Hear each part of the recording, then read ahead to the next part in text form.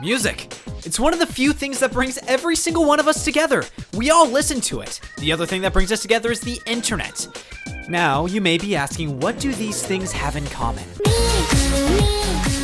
Now, I only just recently started listening to Hatsune Miku. I know, fake fan, but I was really digging some of the Deco 27 songs and songs by Supercell. So, in order to branch out and find some more, I played every single Hatsune Miku Project DIVA game. These first Project DIVA games were really a blast to the past. Not because, I've played them before, but graphically, their models just send me right back to the DS era of video games. These three games are really just interchangeable. They're all basically the same game, just with different song lists. So it's just whatever songs you like, you just choose which game. Except for the first one. The first one's actually bad. Now, normally I can play games that just run absolutely horrible. Timing your button presses, to the on-screen prompt is basically impossible in this first game, as you watch the letters gracefully skip at different frame rates to the spot that they're supposed to be pressed at. Predicting when to press these button presses is like trying to quantum compute on a damn peanut. It's just not gonna happen. The performance in the first game is honestly just atrocious. If you want to play these games, skip the first one. You're not missing anything. Now, after playing just about every song that this first game has to offer, I realized that the difficulty star rating that the game gives you isn't a gauge of how hard the song would be, as you'd think. It's a gauge of, well, how many frames you're gonna lose. Gameplay stuff aside, really what else we need to look at is, well, the song list. And these first three games really just have a little bit of everything. It's got World Is Mine and Melt, which just so happens to be the most important Vocaloid song in history, according to the spreadsheet that I found. After seeing how the PlayStation Portable games evolved, I was really excited to see how the PlayStation Vita games would take it to the next level. I imagined better frame rate, improved models, new songs, and I got every single one of those at a price.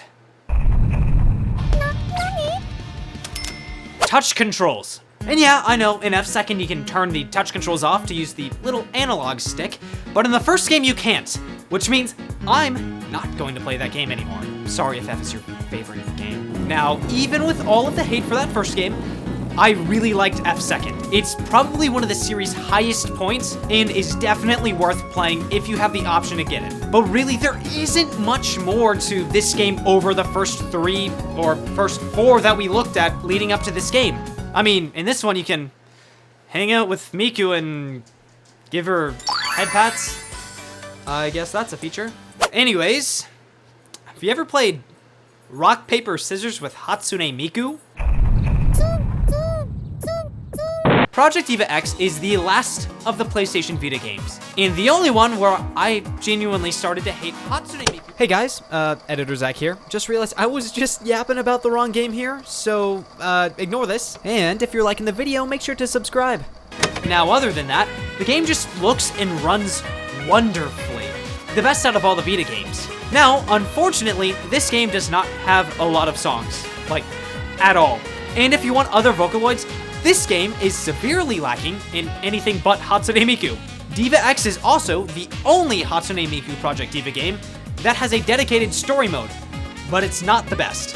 I mean, just to summarize the story, Miku and the gang lost their ability to sing, and we, as the player, have to play their songs to get their voices back. There are also some other interesting features in Project DIVA X, such as the ability to do AR concerts, letting you have Hatsune Miku do a concert on your desk.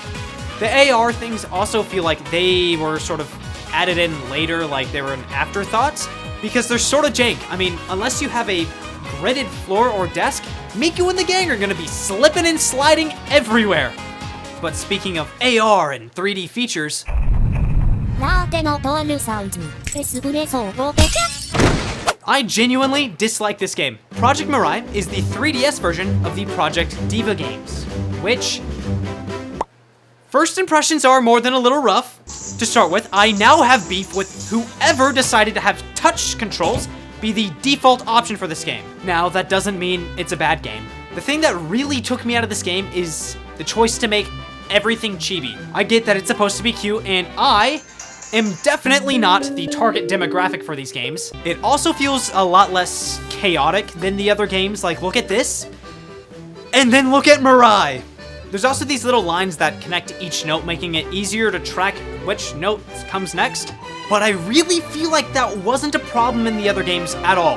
The song list is also sort of lackluster, and if you have like a Vita or a PlayStation Portable, I'd play one of those games. Also, this game has a copy of Puyo Puyo built in. Fun.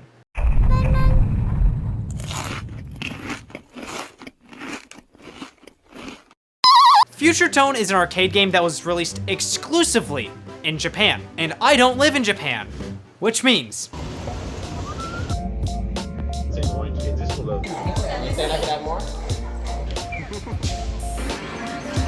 Just like that.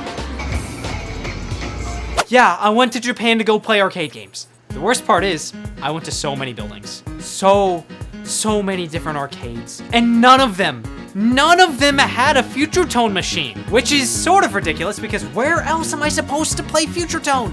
In all seriousness, I don't have a PlayStation 4, so I can't play the game. So, I played something a little more special, which we'll talk about after this next game.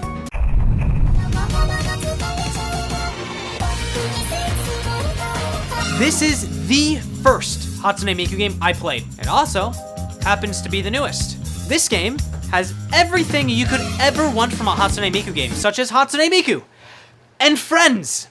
Mega Mix also just so happens to have, in my opinion, the best graphics in the entire series. Now at this point, you've probably realized that just about every single one of these games are completely interchangeable. I mean, from F to Mega Mix, they're just the same game, and the only thing that you should worry about with picking up which game is what songs you want to play. And yeah, they are genuinely all great rhythm games, but I left my favorite one for last.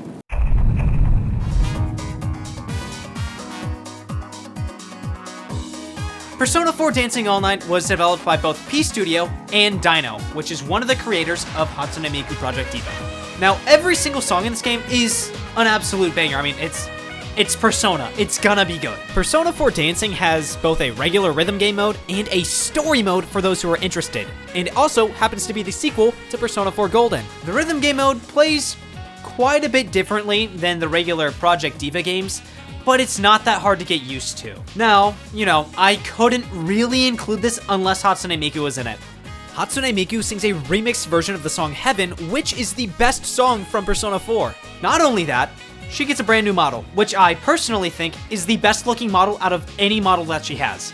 Now, if you're not a Persona fan, this game might not be for you, but it has good music, and it has Hatsune Miku. But yeah, that's it. That's every single Hatsune Miku Project DIVA game. Oh, and for those who like tier lists, here. This is like the canon one. This is it.